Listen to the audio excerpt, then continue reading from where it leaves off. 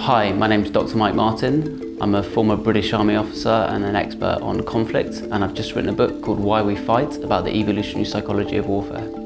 So the real question is, how have we evolved as individuals to fight for our groups? So when you dig into it and you look at the data, there's only two things that are worth risking yourself in war for as an individual. The first thing is an increase in social status.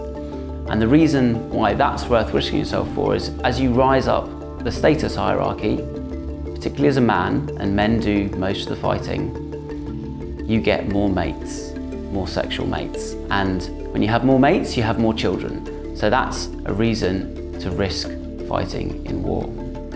But there's another reason why people fight in war, and that's to ensure that they have membership of an in-group. And this in-group would be a tribe or a nation state. It's the same mechanism. It's the thing that causes us as humans to feel belonging. It's the thing that makes you feel homesick.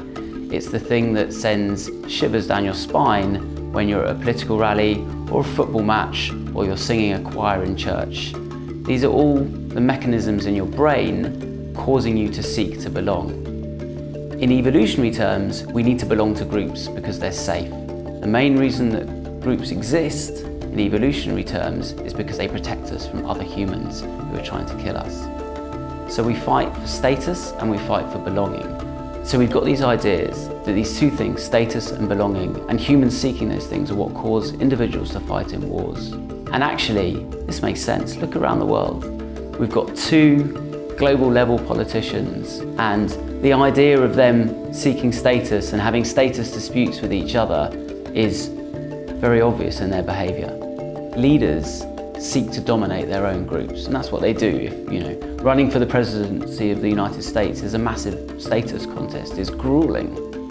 And so these people are driven to succeed, and they're driven to achieve high status. And the mechanism that guides this seeking of status is basically testosterone. And the way it works is that the more testosterone you get, the more you seek status.